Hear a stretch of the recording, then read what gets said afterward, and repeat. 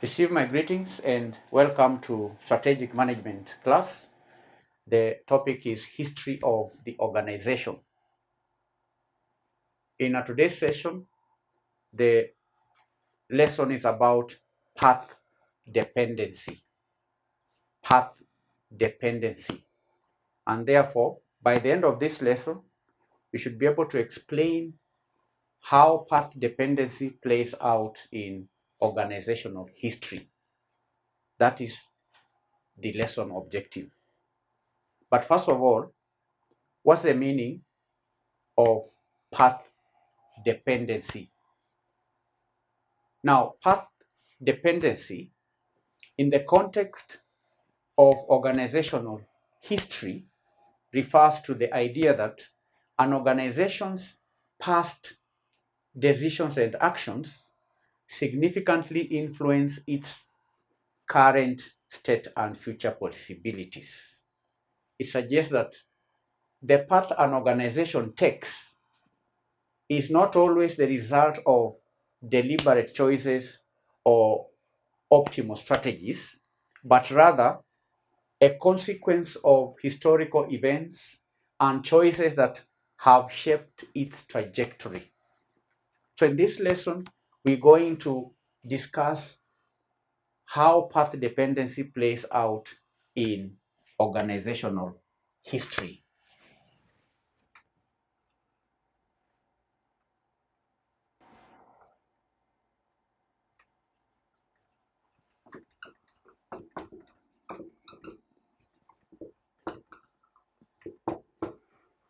How path dependency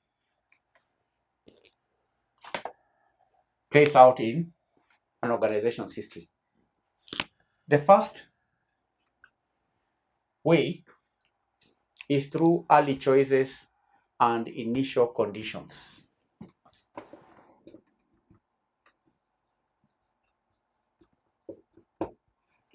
Early choices and initial conditions. The decisions made during an organization's early stages, such as its founding principles, the business model, the initial strategies, they set the foundation for its future development. And these early choices create a path that is often difficult to deviate from. It creates a path that is difficult to deviate from, even if circumstances change or better alternatives emerge. So if an organization during its early stages took this path, then that organization is most likely to pursue that path regardless of the conditions or regardless of the circumstances, regardless of the changes or um, alternative external conditions. You understand? That is one way. Then we have number two, lock-in effects. Lock-in effects. What do we mean by lock-in effects? Now, over time, organizations develop routines, organizations develop processes. Over time, organizations develop procedures, they develop structures that become deeply ingrained. And these established patterns creates a sense of stability. These patterns creates a sense of predictability and certainty, but they can also act as barriers to change. They can also act as barriers to change. So the cost and effort that is required to break free from these lock-in effects can be significant, making it easier to just continue along the existing structures or the existing path. Do you understand?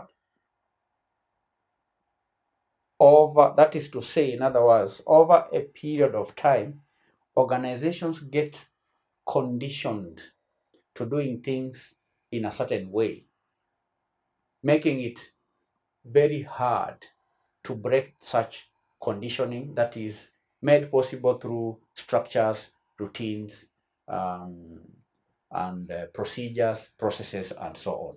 That's what we are referring to as lock-in effects. So breaking free from these lock-in effects can be significant. It can be too costly.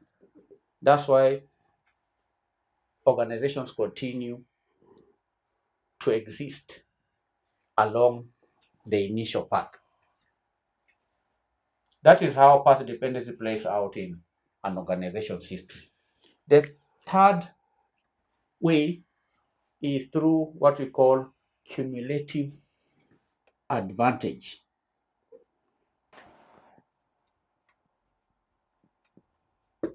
Cumulative advantage. Cumulative advantage. Now, past successes can create a sense of self-reinforcing cycle of advantage. That is to say, as an organization gains momentum and resources, it becomes easier to attract further investment, talent, and opportunities. And that can lead to a widening gap between successful organizations and their competitors, making it difficult for newcomers to challenge the existing order because of that cumulative advantage over time, over the history. All right? That's why some organizations that have been existed for decades, it becomes very hard for competitors to outperform such organizations because of that cumulative advantages that have been accumulated over time. The the attraction in investment, and these organizations have attracted top talent. These organizations have taken advantage of opportunities over a long period of time. So it becomes easier to or hard for newcomers to break or to challenge the existing order that has been set by the older organizations. 4. Institutionalization.